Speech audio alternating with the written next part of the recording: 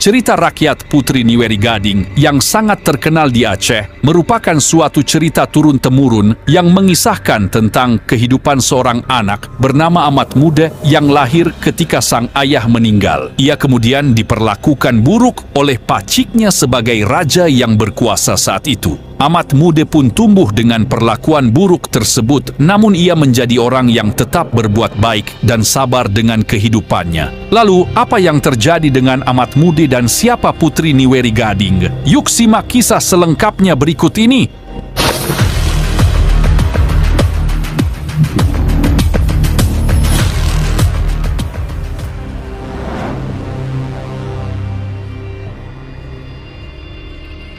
Di negeri Alas yang termasuk wilayah Nangro Aceh Darussalam, dahulu hidup seorang raja bijaksana yang sangat dicintai rakyatnya. Ia memerintah dengan adil dan bijaksana. Namun sayangnya, kehidupan raja tidak berjalan mulus karena ia tidak kunjung dikaruniai seorang putra.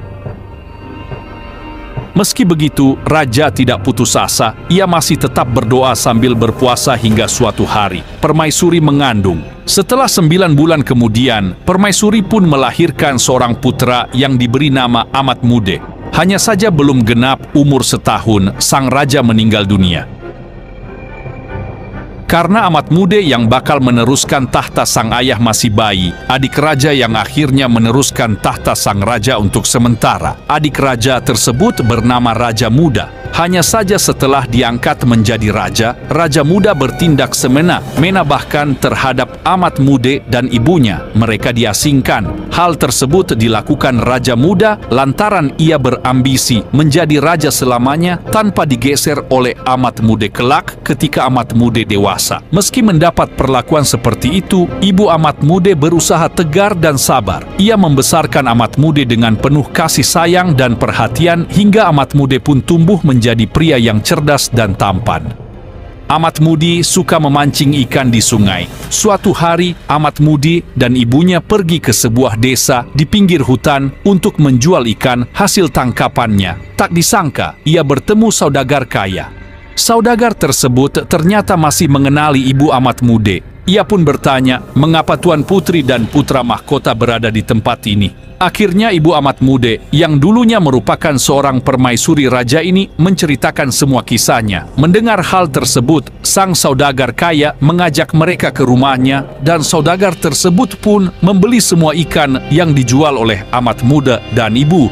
Sesampainya di rumah saudagar, saudagar tersebut menyuruh istrinya memasak ikan. Namun ketika ikan sedang dimasak, ia kaget karena ketika ikan dipotong di bagian perut, dari sana muncul telur ikan berupa emas dalam jumlah banyak. Istri saudagar pun menjual emas tersebut ke pasar dan mendapatkan uang dalam jumlah banyak yang kemudian uangnya digunakan membangun rumah untuk Amat Mude dan ibunya.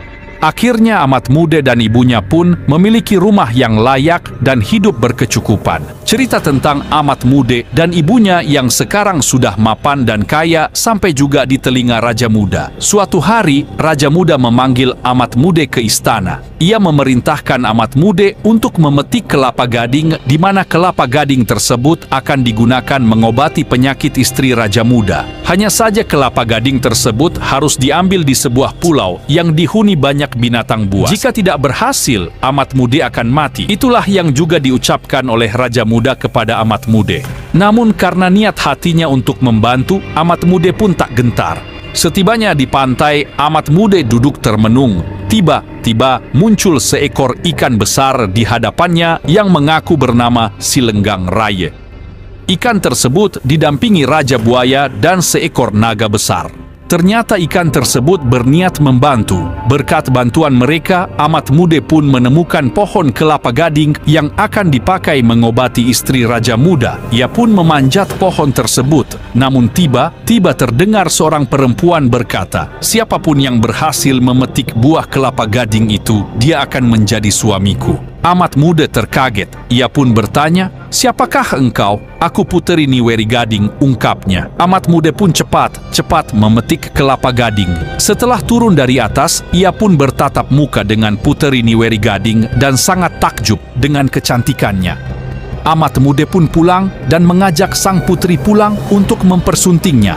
Setelah menikah, Amat Mude beserta sang istri dan ibunya berangkat ke istana untuk memberikan buah kelapa gading kepada sang paman Raja Muda. Raja Muda sangat heran dengan kedatangan Amat Mude dengan selamat. Akhirnya Raja Muda pun meminta maaf dan sekaligus berterima kasih karena Amat Mude masih mau membantunya. Raja Muda yang sadar dengan kesalahannya pun berusaha menebus kesalahan dan dosanya dengan menobatkan Amat Mude sebagai Raja Negeri Alas pengganti dirinya. Pesan moral dari cerita rakyat Putri Niweri Gading yang dapat kita ambil adalah bahwa setiap orang pasti Tuhan berikan masa sulit. Namun masa sulit tersebut untuk membentuk kita menjadi orang yang lebih kuat. Laluilah masa sulit dengan kesabaran dan kegigihan karena suatu hari nanti pasti akan membuahkan hasil seperti apa yang dicontohkan oleh Amat Mude dan ibunya. Semoga dengan cerita ini kita bisa lebih baik menyikapi setiap persoalan yang datang pada diri kita. Terima kasih sudah menonton video ini.